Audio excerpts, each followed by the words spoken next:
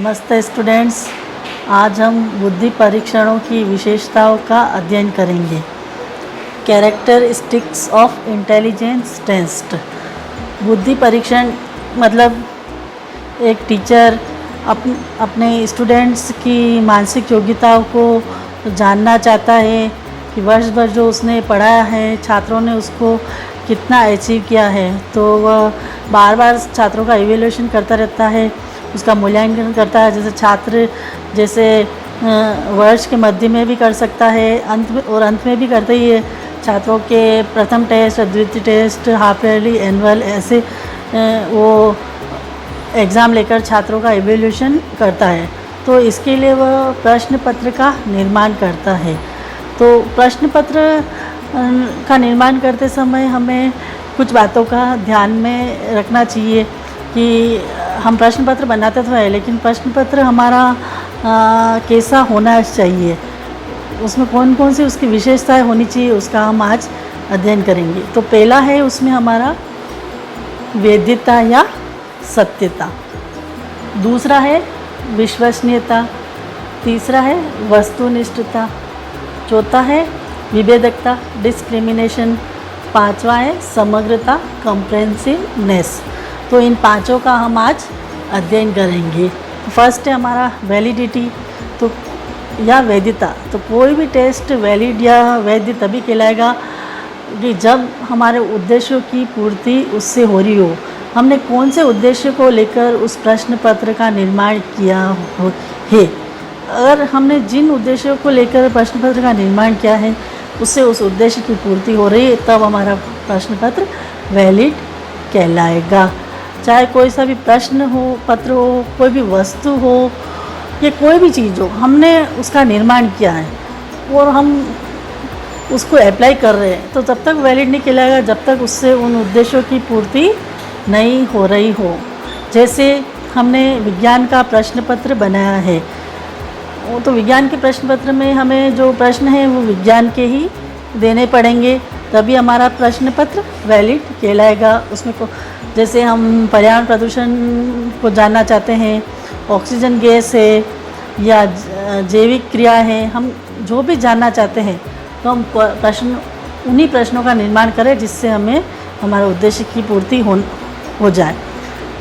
और जैसे हम हिंदी का प्रश्न पत्र बनाते हैं तो वो इसमें हिंदी के क्वेश्चन होने चाहिए। हम संज्ञा जानना चाह रहे हैं या सर्वनाम जानना चाह रहे हैं या गद्य पद्य जो भी लिया है उसको जानना चाह रहे हैं, तो जो जानना चाह रहा है उसके अनुसार ही हमारे प्रश्न होने चाहिए। और जैसे मैं एक और उदाहरण बताती हूँ, हम घड़ी का निर्माण करते हैं, तो घड़ी का निर्माण हम क्यों करते हैं? सही समय जानने के लिए।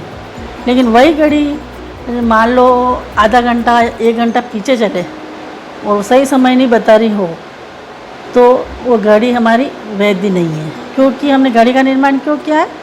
सही समय जानने के लिए, और घड़ी हमारा सही समय बता नहीं पा रही तो घड़ी हमारे लिए वैध नहीं है। इसी प्रकार अगर हम छात्रों का एडजस्टमेंट जानना चाहते हैं कि छात्र क्लास में एडजस्ट क्यों नहीं हो पा रहा है, अपने घर पे एडजस्ट क्यों नहीं हो पा रहा है, तो हमें एडजस्टमेंट के ही प्रश्न बनाने होंगे।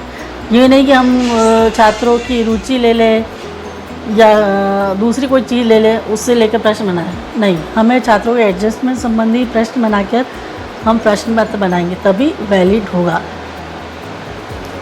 तो इसी प्रकार फिर दूसरा है हमारा विश्वसनीयता, रियलेबिलिटी। मतलब कोई भी प्रश्न पत्र विश्वसनीय तभी कहलाएगा जब मानो हमने उस पर प्रश्न पत्र को कितनी बार अप्लाई क्यों नहीं किया हो। मान लो ये एक विद्यार्थी लिया है या पूरी एक क्लास लिए, हम उस प्रश्न पत्र को 1 बार कराएं या 2 बार कराएं या 3 बार कराएं, चाहे हम कितनी भी बार उसको बच्चों को दें, लेकिन आंसर हमेशा हमारे वही आए, तो हमारा प्रश्न पत्र विश्वसनीय कहलाएगा। अन्यथा वो प्रश्न पत्र विश्वसनीय कहलाएगा, क्योंकि हमने कितनी भी बार हम उसका छात्रों को अप्लाई करें, रिजल्ट हमारा सेम वही आए, तभी हमारा विश्वसनीय कहलाएगा। और तीसरा है वस्तुनिष्ठता, ऑब्जेक्टिविटी।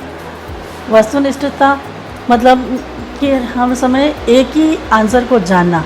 हमें ऐसे प्रश्न पत्र का निर्माण करना चाहिए जिसके ज़्यादा आंसर नहीं आए। जैसे हम कंपटीशन का एग्ज़ाम देते हैं, लेसन में भी देते हैं, उसमें हम हमेशा 4 ऑप्शन देते हैं। तो इसमें क्या होता है, एक ही सही सटीक आंसर होता है। तो प्रश्न पत्र में प्रश्नों का ऐसा निर्माण करना जिसमें एक सही सटीक आंसर है। तो ऐसे प्रश्न पत्रों से क्या जाँच भी सही होती है, चाहे उन्हें कितने भी अध्यापक उन प्रश्न पत्रों को क्यों नहीं जाँचे, तो उसमें कोई अंतर नहीं आता है।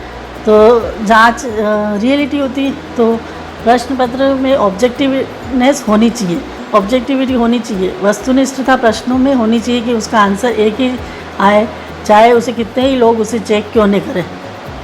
ठीक है। तो नेक्स्ट है हमारा विभेदकता, डिस्क्रिमिनेशन। मतलब एक क्लास होती है, उसमें कई तरह के स्टूडेंट होते हैं। जैसे कोई तीव्र बुद्धि वाला होता है, कोई औसत बुद्धि वाला होता है, कोई निम्न बुद्धि वाला होता है, कोई प्रतिभाशाली होता है, कोई कमज़ोर होता है, या उसमें किसी भी तरह की शारीरिक विभिन्नताएँ भी होती है किसी को। तो प्रश्न पत्र में ऐसा निर्माण करना चाहिए कि हम उन बच्चों का अंतर स्पष्ट हो जाएगी। कोई कौन सा बच्चा मध्यम बुद्धि का है, कोई तीव्र बुद्धि का है और कौन निम्न बुद्धि का है। तो टीचर को प्रश्न पत्र का ऐसा निर्माण करना चाहिए कि उसे उसकी क्लास के बच्चों का IQ लेवल का ध्यान हो जाए।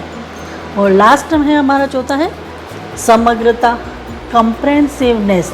समग्रता मतलब हम प्रश्न पत्र का निर्माण करें तो पूरे पाठ्यक्रम उसमें सम्मिलित हो, उसमें कोई भी अंश छूटे नहीं। हम प्रश्न पत्र का बनाने से पहले हम उसका आधार पत्र बनाएं, नील पत्र बनाएं, हम प्रश्नों के उद्देश्य बनाए सारे, जिससे ज्ञान, अवबोध, ज्ञानोपयोग, कौशल, इन सभी के प्रश्न बनाएं और सारे प्रकरण ले और सारी इकाई ले, यानी कि सभी पूरा कंटेंट उसमें सम्मिलित हो, कोई भी चीज़ उसमें छूटे नहीं।